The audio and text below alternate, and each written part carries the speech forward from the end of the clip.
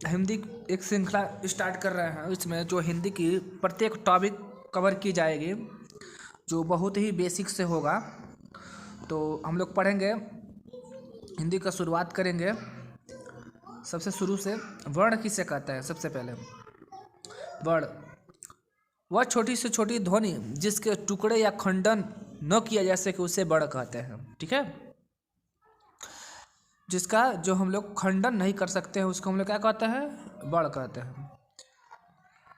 तो जैसे कि उदाहरण में अ, ई, क, च, ख आदि वर्ण भाषा की सबसे छोटी इकाई होती है। ये क्या होती है? हमारी भाषा की सबसे छोटी इकाई होती है, जिसे हम लोग क्या कहते हैं? वर्ण कहते हैं। वर्ण के कितने भेद होते हैं? वर्ण के दो भेद होते हैं। वर्ण के दो भेद होते हैं। पहला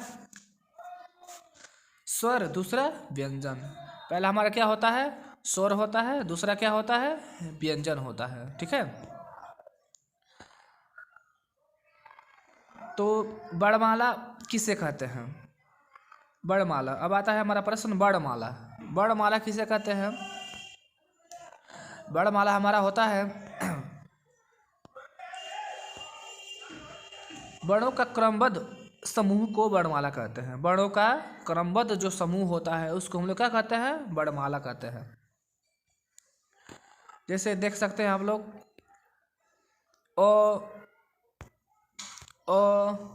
आ, ई, उ, री, ए,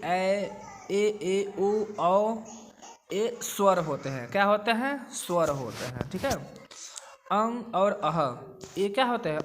अयोग वाह होते हैं। इसको हम लोग क्या बोलते हैं? अयोग वाह होते हैं। 11 और 2 यानी कि टोटल 30 कितने होते हैं?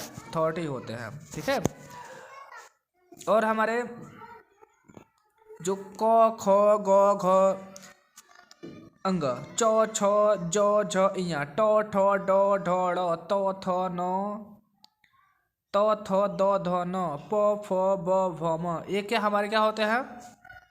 ये जो है 25 स्पर्श व्यंजन होते हैं। इसको क्या बोलते हैं हम लोग? स्पर्श व्यंजन, स्पर्श व्यंजन बोलते हैं। और हमारे ये क्या होता है? य, र, ल, व अंतस्थ व्यंजन। इसको हम लोग बोलते हैं अंतस्थ व्यंजन। अंतस्थ व्यंजन क्या होता है?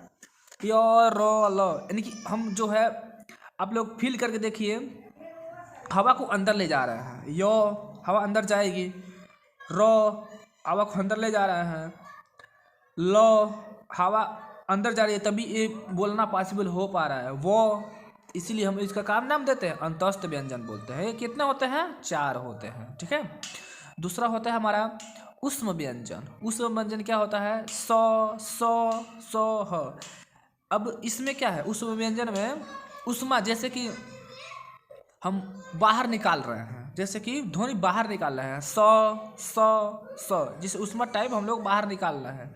ये क्या होता है? 4 प्रकार के होते हैं हमारे। क्या होते हैं? ऊष्म व्यंजन कहलाते हैं। इसके बाद से संयुक्त व्यंजन, छ, त्र, ज्ञ, र, स्र ये हमारे क्या होते हैं? संयुक्त व्यंजन होते हैं। ठीक है, और कुड़बल, कुण, कुल वर्ण की संख्या कितनी होती है? कुल वर्ण की संख्या होती है हमारी 52 होती है। कुल वर्ण हमारे कोई पूछ दे तो कुल वर्ण कितने होते हैं? 52 होते हैं। कुल वर्णों की संख्या कितनी होती है? 52 होती है। ठीक है, इसके बाद से हिंदी वर्णमाला में कुल कितने वर्ण होते हैं? 52 वर्ण होते हैं। और इसमें जो है कि जिनमें 11 स्वर और 33 व्यंजन होते हैं, जिसमें 11 स्वर होते हैं और 33 व्यंजन होते हैं। ठीक है, इस बात को हम लोग ध्यान रखना। कोई भी पूछ देता है हिंदी वर्णमाला में कुल कितने वर्ण होते हैं, तो 52 होते हैं, और जिनमें 11 आपका क्या होता है? स्वर होता है, और 33 व्यंजन होता है। ठीक है, इस बात को आप लोग ध्यान रखेंगे। ठीक है, अब क्या है हमारा? स्वर कितने प्रकार के होते हैं? सॉरी, स्वर किसे कहते हैं? ठीक है, स्वर किसे कहते हैं और इसके कितने प्रकार होते हैं? जिन समझते हैं हम लोग। जिन ध्वनियों या वर्णों को उच्चारण में अन्य वर्णों की सहायता न लेनी पड़े, आप देखिए ध्यान, न लेनी पड़े, इसको हम लोग क्या बोलते हैं? स्वर बोलते हैं। यानी कि अ आ ई बड़ी ई उ, इसको हम लोग क्या बोलेंगे? स्वर बोलते हैं। इसको हम लोग क्या बोलते हैं? स्वर बोलते हैं। ठीक है। हिंदी वर्णमाला में स्वर की संख्या कितनी होती है? हिंदी वर्णमाला में स्वर की संख्या होती है हमारी 11। कितनी होती है? 11। और जो है स्वर के कितने भेद होते हैं? स्वर के 3 भेद होते हैं। कौन कौन से? ह्रस्व स्वर, दीर्घ स्वर और प्लुत्व स्वर। कितने स्वर? 3 स्वर। कौन कौन से? ह्रस्व स्वर, दीर्घ स्वर और प्लुत्व स्वर। ठीक है। उसके बाद से नेक्स्ट टॉपिक है, इसमें हम लोग समझते हैं एक एक करके। ह्रस्व स्वर। ह्रस्व स्वर क्या होता है? ह्रस्व स्वर जिन स्वरों के उच्चारण में कम से कम समय लगे, कम से कम समय लगे, इसको हम लोग क्या बोलते हैं? ह्रस्व स्वर बोलते हैं। या जिन स्वरों के उच्चारण में एक मात्रा का समय लगे, उन्हें ह्रस्व स्वर बोलते हैं। जैसे कि अ ई उ री, इसको हम लोग क्या बोलते हैं? ह्रस्व स्वर बोलते हैं। ठीक है। अभी आप लोग समझेंगे दीर्घ स्वर तो पहला भी समझ में आ जाएगा। ठीक है। दीर्घ स्वर। दीर्घ स्वर क्या हो रहा है? जिन स्वरों को उच्चारण में ह्रस्व स्वर से दुगुना समय लगता है। ठीक है।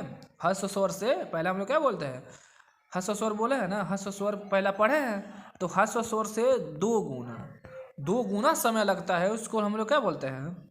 दीर्घ स्वर बोलते हैं। जैसे कि अ आ ई उ ए ओ औ। ठीक है। इसको हम लोग क्या बोलेंगे? दीर्घ स्वर बोलेंगे। ठीक है। इसके बाद से आता है हमारा, हिंदी में कुल 7 स्वर होता है, जिसका उच्चारण दीर्घ रूप में होता है। ठीक है। तीसरा हमारा क्या होता है? प्लुत स्वर। प्लुत स्वर क्या होता है? प्लुत स्वर जिन स्वर के उच्चारण में ह्रस्व स्वर से 3 गुना अधिक समय लगता है। कितना गुना? 3 गुना समय ज़्यादा लगता है, उसे हम लोग क्या बोलते हैं? प्लुत स्वर बोलता है। जिन स्वर के उच्चारण में 3 मात्रा का समय लगता है, जैसे कि हमारा उदाहरण है हमारा ओम।